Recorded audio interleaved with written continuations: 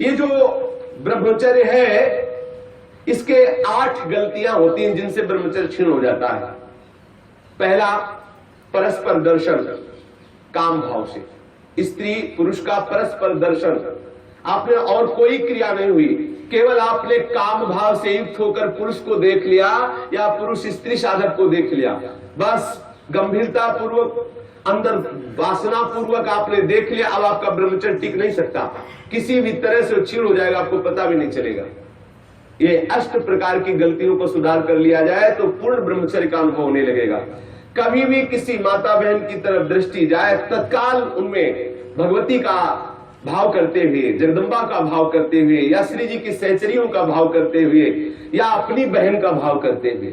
हाँ, अपनी बहन में कहीं गलती भावना थोड़ी आती है, अपनी माँ में कहीं गलत भावना थोड़ी आती है, अपनी बेटी में कहीं गलत भावना थोड़ी आती है। ऐसे सद्भाव रखिए, कोशिश कीजिए कि उनके मस्तक और केशों पर, नेत्रों पर दृष्टि न जाए, चरणों पर दृष्टि रहे।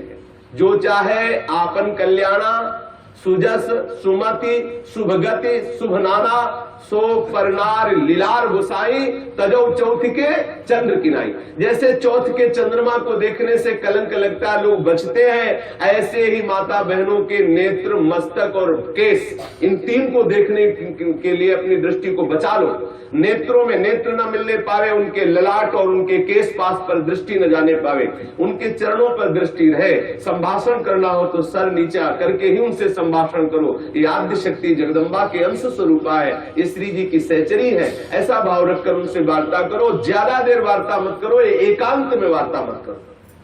जहां दर्शन हो तत्काल नेत्र हटा लो। अगर दर्शन होते ही आपने काम भाव से उनको देख लिया तो फिर आप ब्रह्मचर्य नहीं रह सकते, या वो ब्रह्मचर्य नहीं रह सकती जिसने पुरुष को काम भाव से देख लिया। पहली गलती। दूसरा है स्पर्श करना, किसी भी बहाने से परस्पर स्पर्श करना, किसी भी अंग का स्पर्श करना। हम भले प्रकट नहीं कर रहे हैं अपनी वासना, लेकिन किसी भी बहाने से पुरुष या स्त्री के शरीर का स्पर्श करना परस्पर विपरीत भावना से, यह दूसरा लक्षण। यदि आप प्रकट तो नहीं कर रहे लेकिन किसी भी बहाने से आप स्पर्श कर रहे हैं, आपके अंदर काम का भाव चल रहा है, तो आप ब्रह्मचर्य नहीं रह सकते, आपका ब्रह्मचर्य क्षीण हो जाएगा। दूसरी गलती। तीसरी गलती, केल विलास क्रिया को देखना। किसी भी जीव के केल विलास क्रिया को देखने से अपने मन में वैसी भावुकता प्रकट हो जाती है और हम ब्रह्मचर्य खो बैठते हैं। चौथी बात, परस्पर बैठ करके एक दूसरे के रूप का गान करना। आप बड़ी सुंदर हो, या आप बड़े सुंदर हो, आपकी बहुत याद आती है, या वो बहुत सुंदर है, वो हमको बहुत चाहती है, वो हमको बहुत चाहते हैं। ऐसी परस्पर में वार्ता करना या एकांत में उसके गुण कीर्तन करने से ब्रह्मचर्य का नाश हो जाता है। पांचों, एकांत में बैठ करके भाषण करना। एकांत में बैठकर कभी भी साधक को ऐसी गलती कभी नहीं करनी, भले वो भागवती उपदेश क्यों न हो।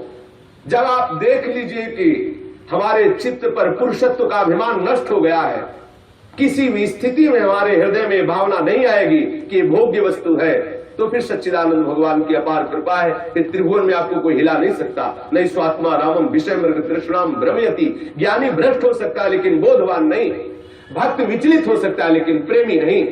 जो प्रेम से युक्त हो चुका है, जो बोध संपन्न महापुरुष है, क्योंकि जब सर्वत्र सच्चिदानंद में भगवान श्री कृष्ण दिख रहे हैं तो कौन किसको भ्रष्ट कर सकता है।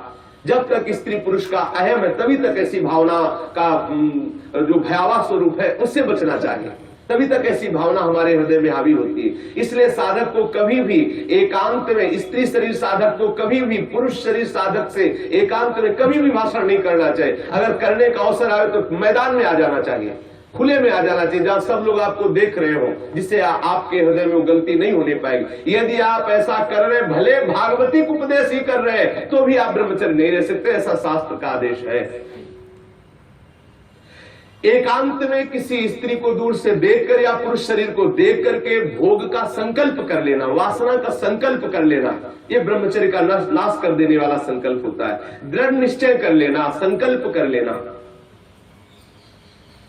या विपरीत देह वाले, जैसे पुरुष या स्त्री, विपरीत देह वाले संग में एकांतिक केली कर लेना, ये अष्ट प्रकार के जो ब्रह्मचर्य नष्ट करने वाले भाव है, इनसे पूर्णतया बचा जाए। जो ब्रह्मचर्य रहना चाहे कभी भी कामुक दृष्टि से परस्पर शरीरों को ना देखे, स्त्री शरीर साधक या पुरुष शरीर साधक परस्पर किसी को कामुक दृष्टि से न देखे, कभी बुरी भावना से किसी भी माता बहन का स्पर्श न करे, कभी भी किसी भी तरह से अपने निकट ना आने दे, ना उनके निकट जाए।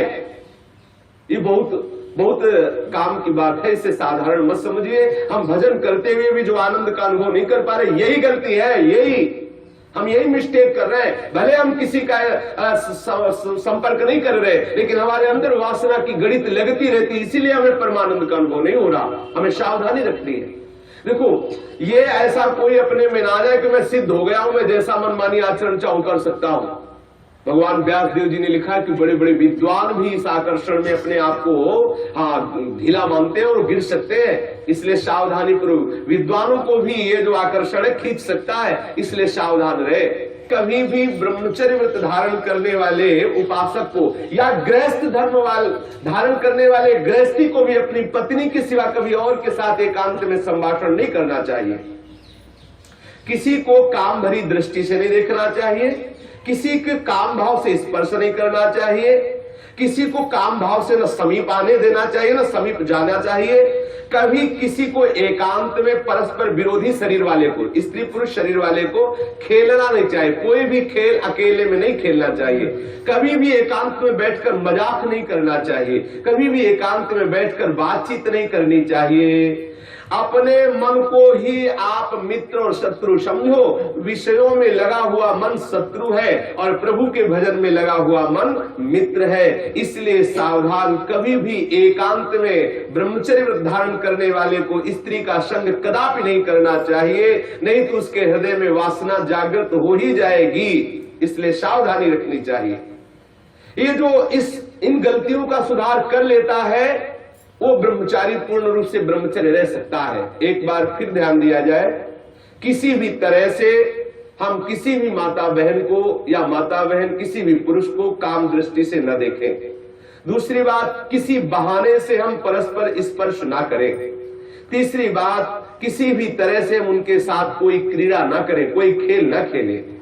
किसी भी तरह से हम चार लोग बैठ करके उनकी प्रशंसा ना करें जिनके प्रति हमारा मन आकर्षण हो चुका है।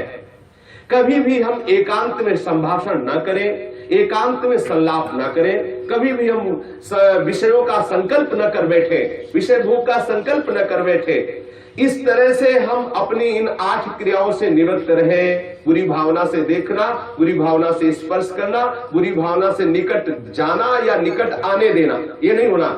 बुरी भावना के साथ अंदर से भावना बुरा रखते हुए खेल खेलना, मजाक करना, बातचीत करना, इस तरह से अपने मन को हम विषयों से बचा सकते हैं। अगर इन 8 क्रियाओं से बचा ले गए तो हम ब्रह्मचर्य रह सकते हैं। यदि आप ब्रह्मचारी होना चाहते हैं तो आप अपने मन को शुद्ध रखिए। आप अपने हृदय को कभी खाली मत छोड़िए। हृदय खाली रहेगा, मन अशुद्ध रहेगा तो शरीर में ब्रह्मचर्य रह नहीं सकते। और जिसका हृदय और शरीर और मन तीनों अशुद्ध है, वो कभी भजन नहीं कर सकता। इसलिए सावधान। आज तो और बहुत बुरी दशा हो रही है, भक्ति के नाम पर वासना का पोषण करते हैं। भक्ति के नाम पर हम सखी तुम सखा, ये समझ जाने कौन सा नाटक। भगवान कैसे कैसे प्रपंच चल गए हैं, कैसे कैसे प्रपंचिक लोग अपनी वासना की पूर्ति के लिए भक्ति का आडंबर कर रहे हैं। भक्ति को हंसी मजाक समझा जा रहा है। राधा कृष्ण की महाप्रेममयी लीलाओं को कैसे किस भावना से घसीटा जा रहा है। बहुत दुर्गति होगी, बहुत सावधान। वो देख रहा है जो सबको देख ले। अरे कोई देखे न देखे, तुम तो देख ही रहे हो ना, तुम्ही को वहां बोलना पड़ेगा, वहां तुम छुपा नहीं सकते। सर्वशक्तिमान भगवान तुम्हारे अंदर बैठे देख रहा है। भजन करना चाहते हो, भगवत प्रेम प्राप्त करना चाहते हो तो ब्रह्मचर्य पर पूर्ण दृष्टि रखो।